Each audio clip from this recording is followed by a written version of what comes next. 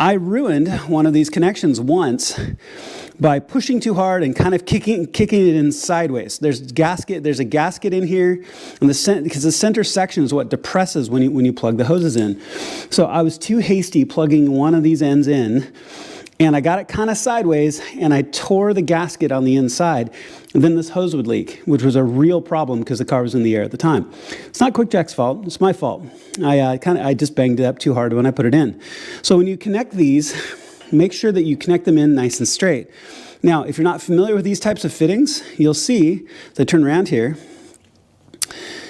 when this connects in, this collar is going to extend forward. You can see a little ball bearing marking right there and a notch. This collar can turn. It can't right now because it's not extended out and connected to the hose. But this collar can turn. So there'll be times if you're trying to pull this back to disconnect it and it won't come off, it's because that gap, that little keyed gap, has to go right where that marker, kind of that ball bearing is. And then it'll pull back and the hoses will disconnect. Okay?